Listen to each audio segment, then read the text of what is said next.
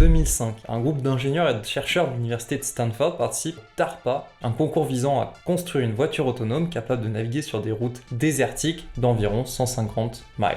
Dirigé par Sébastien Thrun, un professeur d'informatique et d'intelligence artificielle, l'équipe construit Stanley, un Volkswagen Touareg modifié équipé de capteurs, de caméras et d'un ordinateur puissant. Stanley parvient à terminer le parcours en moins de 7 heures, battant 22 autres équipes et remportant le prix de 2 millions de dollars, et c'est la première fois qu'une voiture autonome réussit un défi de cette distance. Stanley arrived first from the desert after 6 hours 54 minutes. Even though it started second into the race, and the people, like this is a picture of Mike and me, were so incredibly happy, many of us, that we were able to get a car out of the desert this fast. Reprenons avec les connaissances de base. Les voitures autonomes sont catégorisées par niveau. Chacune d'entre elles représente le taux d'autonomie du système. Alors commençons par le premier, level 0. Le level 0, c'est la vieille voiture qui drift à chaque pluie légère et au moindre virage. Level 1, bravo, la voiture normale. Maintenant, on a le droit de bloquer la vitesse à 130 sur l'autoroute de manière adaptative sans avoir le risque de rentrer dans le cul des autres si tu t'endors. L'humain doit cependant bien sûr continuer de rester derrière, c'est ce qu'on nomme usuellement l'assistance à la conduite légère. Level 2, on peut commencer à causer automatisation. C'est l'état de la majorité des voitures que tu vas retrouver sur le marché. C'est en gros la voiture qui se débrouille bien toute seule sur l'autoroute. L'humain doit juste rester un petit peu derrière le volant pour que la voiture reste dans la file et intervenir si ça part un peu en vrille. C'est encore un véhicule qui n'est pas très malin. C'est grosso modo l'autopilote de la Tesla. Quoique lui, il est un peu plus proche du niveau 3, mais ça on aura l'occasion d'en reparler. Au niveau 3, la voiture voit plus loin et plus clair que dans le niveau d'avant, ce qui lui permet de passer de la conduite autonome sur surveillance à la conduite sans contrôle humain. La voiture accélère et tourne en même temps, et si ça se complique, elle prévient le conducteur humain de reprendre la mainmise si besoin. Les voitures de niveau 3 ont des yeux partout et peuvent prendre des décisions intelligentes comme accélérer pour doubler un véhicule qui traîne, mais elles ont toujours besoin d'un humain qui les surveille. Le conducteur doit donc rester attentif, être prêt à prendre le contrôle si le système commence à s'emballer. Ce qui nous intéresse maintenant, c'est le niveau 4. La voiture, elle, cette fois, commence à prendre en charge la conduite pour nous.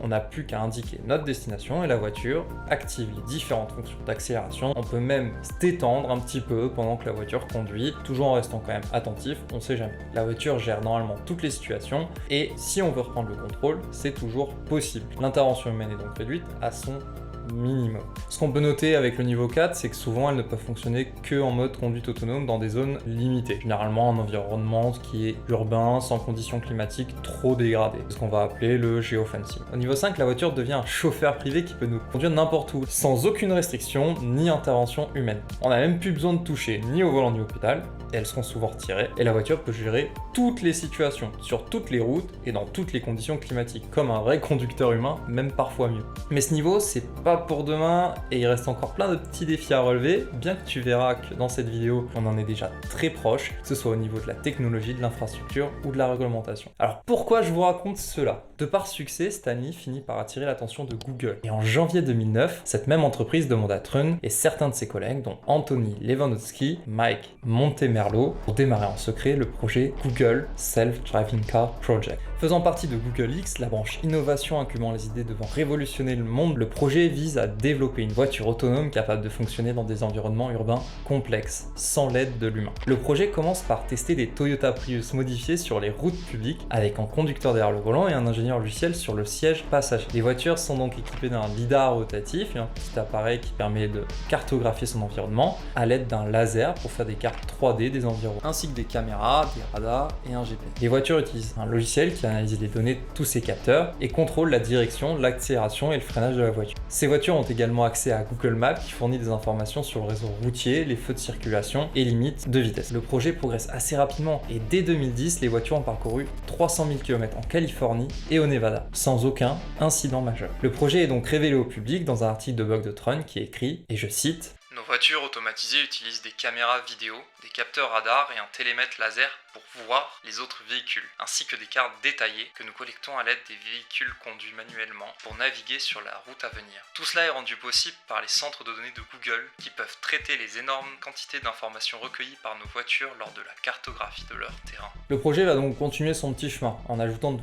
plus en plus de fonctionnalités et de capacités comme la détection des piétons, des cyclistes et des animaux, la gestion des intersections complexes et la conduite dans différentes conditions météorologiques. Le projet expérimente également différents types de véhicules, comme un prototype construit sur mesure appelé la Google Firefly, qui n'a pas de volant ni de pédale, un Chrysler Pacifica hybride, minivan modifié qui peuvent offrir beaucoup plus d'espace et de confort pour les passagers. Ces projets finiront bien sûr par être arrêtés. Décembre 2016, le projet atteint un jalon important pour Google. L'entreprise finit par décider de se séparer afin de créer une entreprise distincte sous la direction Alphabet. La nouvelle entreprise s'appelle donc Waymo, si vous en avez déjà entendu parler, qui signifie une nouvelle voie vers la mobilité. Le nom reflète la vision de l'entreprise de transformer la mobilité pour tous, pas seulement pour Google. L'entreprise est dirigée par John Krafcik, un ancien dirigeant de Hyundai et Ford, qui apporte son expertise dans l'industrie automobile. L'entreprise embauche également pour finir par atteindre 2500 employés d'ici 2023, chiffre qui a atteint l'année dernière. Ce que je viens de vous raconter, c'est l'histoire de l'entreprise qui est sûrement la plus proche de résoudre ce problème de niveau 5. Actuellement, dès aujourd'hui, vous pouvez prendre sur vos téléphones, si vous visez aux États-Unis,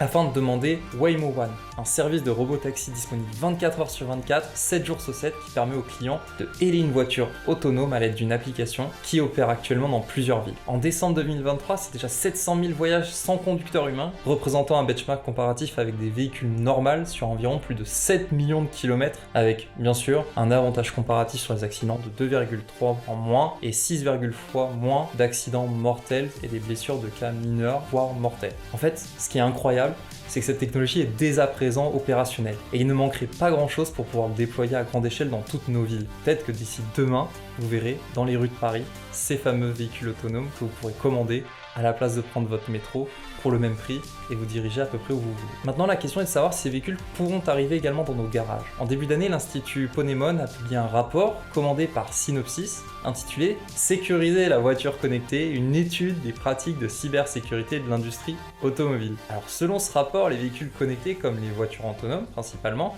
sont riches en sécurité physique, mais finalement pas tant que ça en sécurité numérique. Il est évident de dire que les consommateurs n'accepteront pas ces voitures s'il y a une petite incertitude sur la sécurité qu'elles peuvent nous prodiguer à bord. Ce qui sera intéressant de voir si les normes arriveront à égaler celles que l'on peut voir dans les avions commerciaux. On peut également penser au fait que personne n'a envie de rouler dans les voitures telles qu'on pourrait les imaginer tout de suite. Regardez-moi cette gueule. Ou encore, on peut penser à la législation qui sera un énorme frein à l'adoption de ce genre de nouvelles technologies. Mais surtout, le prix. En 2021, l'ancien directeur de Waymo, John Krafcik, dans Manager Magazine, dit qu'une Jaguar E-Pace équipée des capteurs et des ordinateurs de Waymo ne coûte pas plus cher qu'une Mercedes-Benz classe S modérément équipée. Ce qui fait quand même une voiture qui coûte entre 130 000 et 150 000 euros. C'est pas pour tout de suite que tout le monde pourra se l'offrir. Ce qui est intéressant de voir, c'est que dès à présent, des ingénieurs ont réussi à baisser ce prix à 70 000 ou 80 000 euros. On est vraiment pas loin d'une belle révolution de la mobilité dans nos villes. Sur cette base, maintenant, finissons par parler un peu de Tesla, notre petit chouchou. Étant le seul constructeur automobile grand public qui fait de la voiture autonome son objectif stratégique, il est forcément intéressant de noter quel est son parti pris pour l'amener dans nos maisons. Cette idée est de se baser uniquement sur les caméras pour réduire le coût. Le motif, l'humain n'utilise que ses yeux, alors la machine fera de même. Grosso modo. Ce pari est risqué pour une raison assez principale. Si les caméras cessent de fonctionner proprement, il n'existe pratiquement aucun moyen pour contrebalancer ce dysfonctionnement. L'avantage d'ajouter un lidar, c'est que la voiture a des capteurs de secours en cas d'une défaillance système des caméras. Ce pari est donc risqué, mais il est peut-être en cours de réaliser un petit exploit avec le développement sur la flotte Tesla de la dernière version en bêta de ce système Full Self-Driving. Alors, pour arriver à ce genre de magie, Tesla mise sur un protocole qu'il nomme Shadow. We source that ran in the shadow mode is making predictions. It makes some false positives and there are some false negative detections. So we got overexcited and sometimes we missed a cut-in when it actually happened. All those create a trigger that streams to us and that gets incorporated now for free. There's no humans harmed in the process of labeling this data. Incorporated for free into our training set. We retrain the network and redeploy the shadow mode. And so we can spin this a few times and we always look at the false positives and negatives coming from the fleet. And once we're happy with the false positive, false negative ratio, we actually flip the bit and actually let the car control to that network. En parallèle du conducteur, la voiture va prendre des décisions comme si elle agissait de son propre chef pour emmener le conducteur à bonne destination. Et cela sur toutes les voitures de la flotte en permanence. Ces données viennent donc enrichir les modèles des simulateurs Tesla de millions de cas de figure. La voiture peut alors apprendre grâce à l'énorme flotte de Tesla en permanence. On parle de 70 milliards de kilomètres accumulés en données. À la manière de Google Car qui parcourt le monde pour alimenter Google Maps, les Tesla mappent le monde qui les entoure. Bref, encore une fois, une impressionnante ingénierie qui est mise en marche afin de nous amener une nouvelle technologie pour un prix relativement faible. On parle quand même pour la dernière Tesla de moins de 40 000 €. Au final, ce milieu qu'on pourrait croire en état végétatif semble proche d'une nouvelle percée technologique. Alors tenez-vous prêts. And all of this has a very human cost. So if you take the average commute time in America, which is about 50 minutes, you multiply that by the 120 million workers we have, that turns out to be about 6 billion minutes wasted in commuting every day. Now that's a big number, so let's put it in perspective. You take that 6 billion minutes and you divide it by the average life expectancy of a person.